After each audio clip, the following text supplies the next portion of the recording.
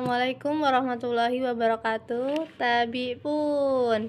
Perkenalkan, nama saya Nikendri Kusuma dari Pendidikan Fisika 2020 dengan MPM 20130220053. Di sini saya akan menjabarkan hasil UTS dari matkul Psikologi Pendidikan. Di sini saya akan memaparkan jawaban dari soal UTS. Yang pertama, apa pentingnya mengetahui pertumbuhan dan perkembangan peserta didik pada tahap remaja?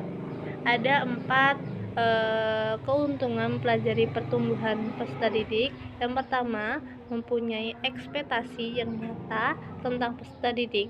Biasanya mengetahui pada umur berapa kita mulai berbicara dan mulai mampu berpikir abstrak, atau akan diketahui pula pada umur berapa peserta didik akan memperoleh keterampilan perilaku dan emosi khusus.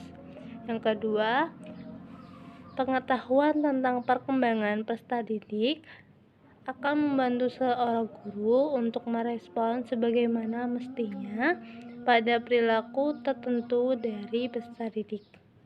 Yang ketiga, pemahaman perkembangan peserta didik akan membantu mengenali berbagai penyimpangan dan perkembangan yang normal. Yang keempat, yaitu akan membantu memahami diri sendiri. Adapun pentingnya mempelajari perkembangan peserta didik dibagi menjadi 5. Yang pertama, masa perkembangan yang cepat. Pada peserta didik akan terjadi pertumbuhan yang cepat dibandingkan dengan perubahan-perubahan yang dialami makhluk lainnya. Perubahan fisik misalnya, pada tahun pertama lebih cepat daripada tahun-tahun berikutnya. Hal ini yang sama terjadi juga pada perubahan yang menyangkut interaksi sosial, perolehan dan penggunaan bahasa, kemampuan mengingat, serta berbagai fungsinya. Yang kedua, pengaruh pengalaman sebelumnya. Yang ketiga, proses kompleks. Manusia mampu berkomunikasi dari cara yang sederhana sampai yang kompleks karena bahasa yang dipergunakan mengikuti aturan-aturan tertentu. Tetapi, menentukan apa aturan itu dan bagaimana menggunakan merupakan sulit. Yang keempat, yaitu nilai yang ditetapkan. Dan yang kelima, yaitu masalah yang menarik. Peserta didik merupakan makhluk yang mengagumkan dan penuh teka-teki serta menarik untuk dikaji. Selanjutnya, pada soal kedua, yaitu jelaskan bagaimana proses belajar peserta didik dari yang belum tahu menjadi tahu, serta dari yang tidak terikat menjadi terikat pada suatu pembelajaran. Jawabannya yaitu belajar adalah kegiatan memberikan pengaruh ke arah yang lebih maju dan menghasilkan perubahan pengetahuan, perilaku, dan pribadi yang bersifat permanen. Belajar merupakan perubahan dari proses latihan yang terus-menerus ke arah yang lebih baik. Di sini ada 3 proses belajar pada peserta didik.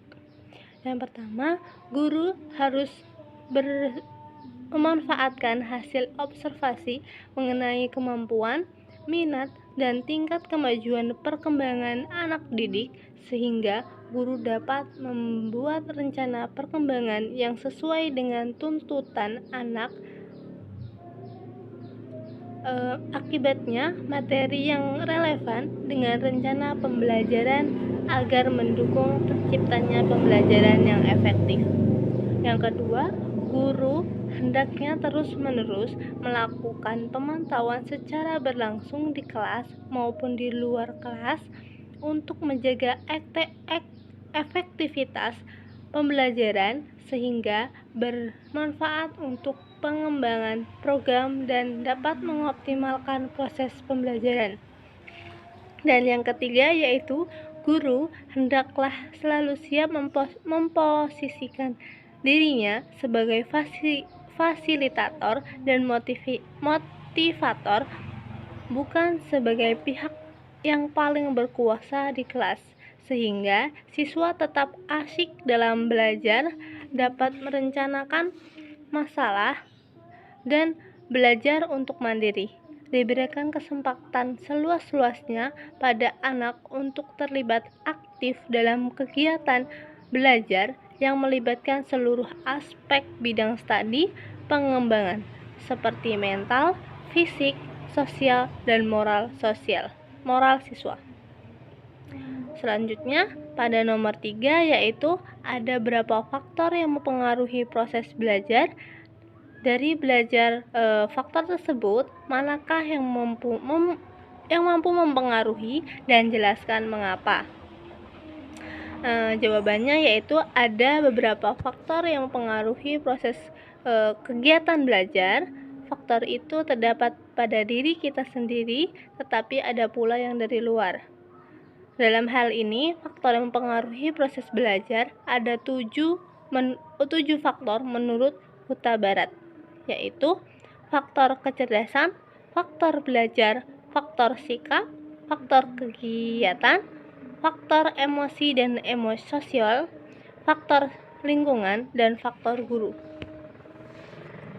Dari 7 faktor di atas, yang mempengaruhi proses belajar adalah faktor lingkungan dan faktor sikap. Faktor lingkungan dari keadaan dan suasana tempat seseorang belajar. Suasana dan keadaan tempat belajar juga menentukan hasil atau tidaknya kegiatan belajar. Contohnya, kebisingan, bau busuk, dan nyamuk yang mengganggu pada waktu belajar, dan keadaan yang serba kacau di tempat belajar sangat besar pengaruhnya terhadap keberhasilan belajar. Serta hubungan yang kurang serasi dengan teman dapat mengganggu konsentrasi dalam belajar pula. Dalam faktor sikap juga mempengaruhi proses belajar karena banyak pengaruh faktor sikap terhadap kegiatan dan keberhasilan siswa dalam belajar. Sikap juga menentukan apakah seseorang akan dapat belajar dengan lancar atau tidak, tahan lama belajar atau tidak, senang pelajaran yang dihadapinya atau tidak, dan masih banyak lagi. Di antara sikap yang dimaksud yaitu minat, keterbukaan pikiran, prasangka, dan kesetiaan.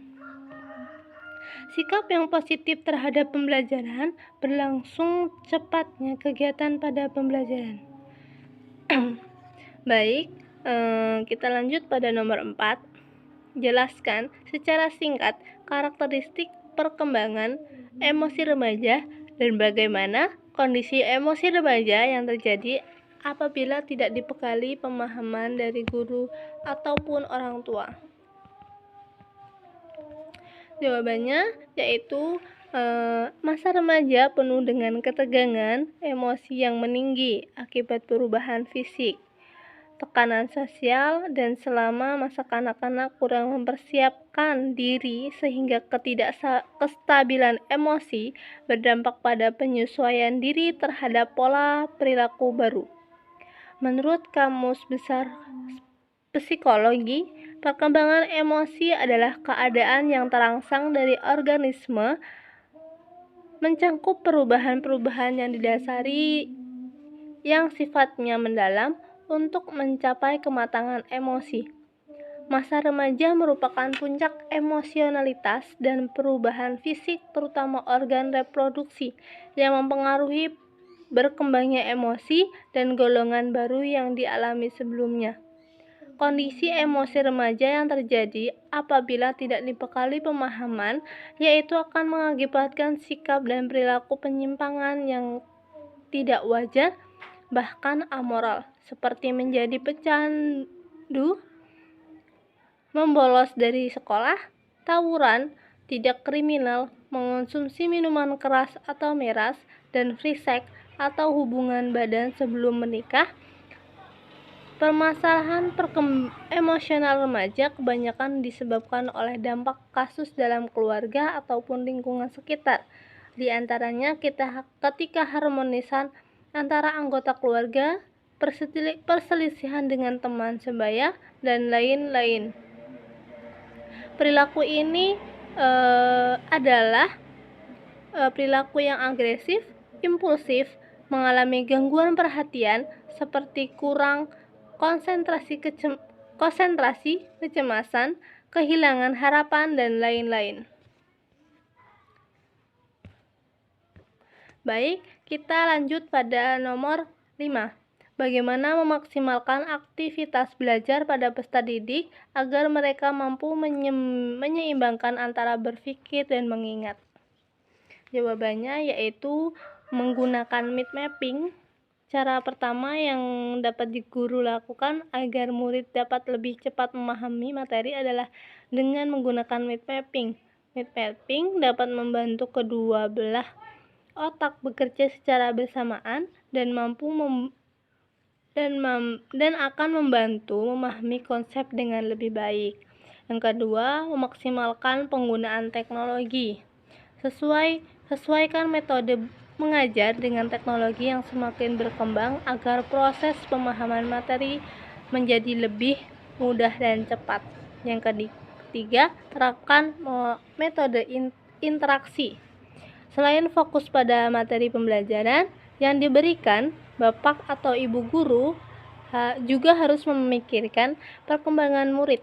Mungkin saja murid memiliki rasa ingin tahu yang besar akan sesuatu atau terhadap isu yang mungkin sedang dibahas pada mata pembelajaran tertentu. Untuk itu, pentingnya untuk memberikan kesempatan pada mereka bertanya seputar pembelajaran yang dibahas. Yang keempat, siapkan materi dalam format lain, misalnya animasi. Siapkanlah poin-poin penting dari materi pembelajaran utama dalam bentuk yang lebih menarik, seperti animasi. Coba juga cara lain untuk menampilkan pembelajaran melalui slide PowerPoint. Siapkanlah animasi lucu dan bergerak di dalam beberapa slide. Yang kelima yaitu berkeliling untuk menjawab pertanyaan murid. Jangan hanya mengajar di depan kelas hingga bel berbunyi, apalagi saat sedang mengajar topik yang cukup penting atau rumit. Guru harus meluangkan waktu untuk berkeliling, menjawab pertanyaan murid saat mereka sedang belajar secara mandiri maupun berkelompok. Baik, kita akan lanjut pada soal yang terakhir, yaitu seberapa penting motivasi dalam kegiatan belajar? Bagaimana cara melihat motivasi peserta didik yang kurang? Dan bagaimana cara memberikan motivasi kepada peserta didik? Baik, jawabannya yaitu penting motivasi dalam belajar dalam proses pembelajaran itu perlu dipahami oleh pendidik agar melakukan berbagai dorongan bagi siswa baik dari dalam maupun dari luar siswa untuk mencapai tujuan tertentu guna memenuhi kebutuhan yang sangat berhubungan dengan proses pembelajaran. Cara melihat motivasi kepada peserta didik yang kurang adalah dengan cara kita harus bisa memahami kondisi dari peserta didik. Siswa menghabiskan tidur selama jam pembelajaran berlangsung, siswa mengabaikan penjelasan guru, dan siswa lebih asik dengan gawai ketimbang membaca buku. Dan yang selanjutnya yaitu cara memberikan motivasi kepada peserta didik, yaitu menjelaskan tujuan belajar ke peserta didik, membangkitkan minat siswa untuk belajar, jadikanlah siswa yang aktif, buatlah tugas yang menantang namun realistis dan sesuai, ciptakan suasana kelas yang kondusif, libatkan guru untuk membantu siswa, mencapai hasil, dan antusias dalam belajar. Dan itulah yang bisa saya sampaikan dari penjabaran UTS Psikologi Pendidikan. Kurang lebihnya saya minta maaf, kepada Allah saya minta ampun. Saya akhiri. Wassalamualaikum warahmatullahi wabarakatuh.